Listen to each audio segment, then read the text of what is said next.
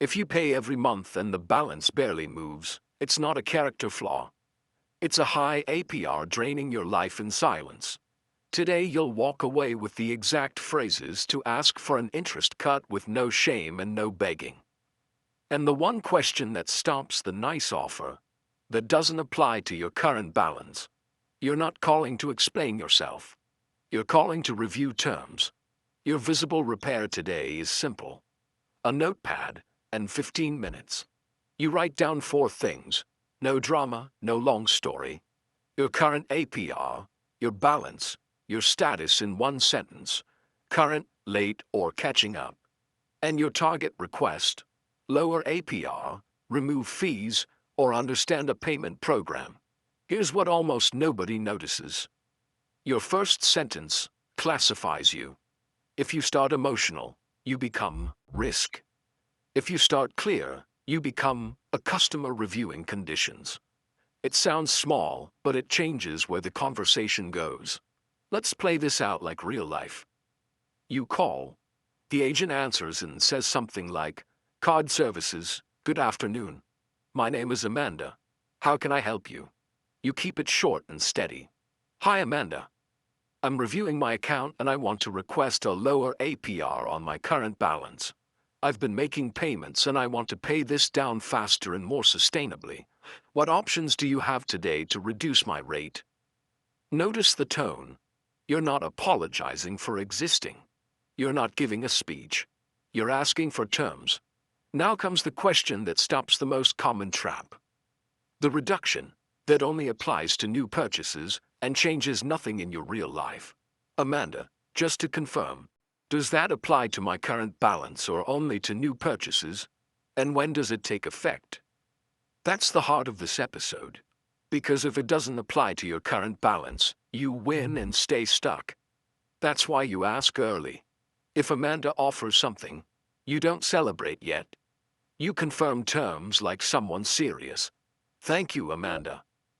Can you confirm the new APR, when it takes effect, and whether it's temporary or permanent? And how long does it last?" Then you lock it down with the line that protects you. Can you send those terms in writing, through the app message center or by email? "I want this documented." If Amanda says there's no offer, you don't argue and you don't collapse. You move up one level politely. "I understand, Amanda. Is there a retention team or an account specialist who handles APR reviews? Can you escalate my request to a supervisor?" If it's still no, you turn the no into a map, so you don't leave the call feeling humiliated. "Understood. What would qualify me for an APR reduction in the future? And when do you recommend I try again?" And before you hang up, you make it traceable. "Thanks, Amanda. Can you note that I requested an APR review today and give me a reference number?" Now the second request, small in name, big in impact when you're tight. Fee removal. Fees are invisible leaks that make paycheck to paycheck feel even heavier. You say it cleanly. "Amanda, I noticed a fee on my account. Can you waive it as a one-time courtesy? I'm keeping this account in good standing and I want to handle this the right way." If she says no, you don't get emotional. You ask for the rule. "Got it, Amanda. What would qualify me for a courtesy waiver like that in the future? And when do you recommend I try again?" That's stronger than begging. Because you walk away with a criterion. And a criterion becomes strategy. Now the third path is what people avoid out of shame, but may be necessary when pressure is real. Hardship or payment programs. It's not failure. It's a tool. The danger isn't asking.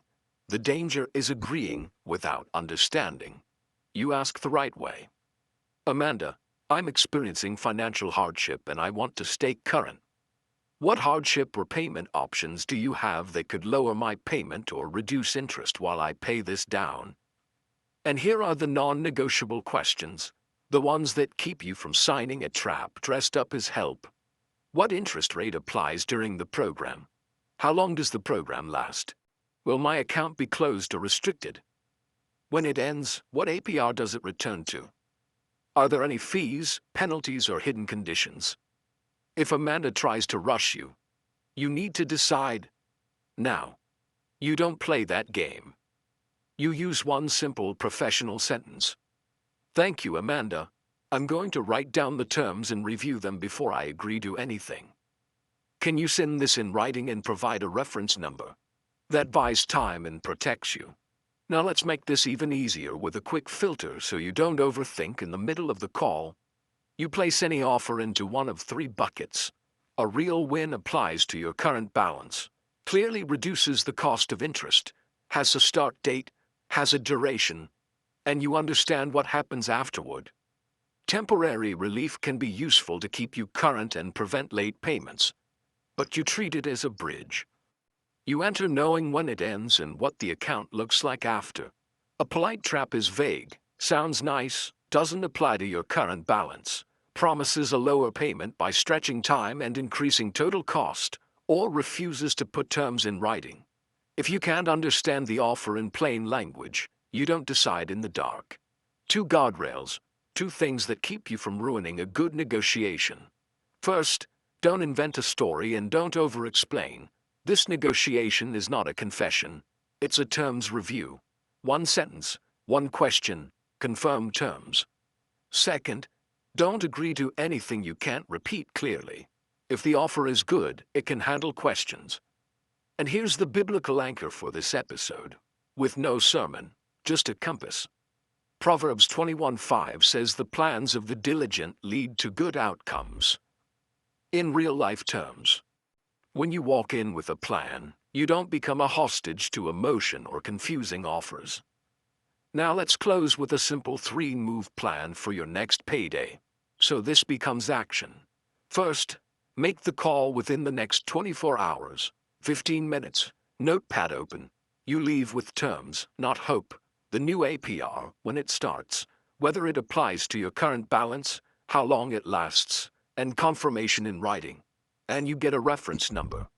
Second, if you get any improvement, an APR cut, a fee waived, or a temporary program with cleared terms, you turn relief into progress. The difference does not become spending. The difference goes straight to principal. Third, protect next month with a small automatic buffer on payday, even if it's small, because the cycle doesn't return because you lack willpower. It returns because you lack margin. One surprise without a buffer becomes new credit card debt again. This is not financial advice. Do your own research and consider independent professional guidance for your situation. Now tell me in the comments, what part of this call makes you most nervous? Asking for an APR cut, asking for fee waivers, or asking terms questions without feeling difficult? And what's the most confusing offer you've ever been given? Next episode is a Christmas special. The birth of Jesus and the real meaning of peace, with a simple money angle to end the year with gratitude, not guilt.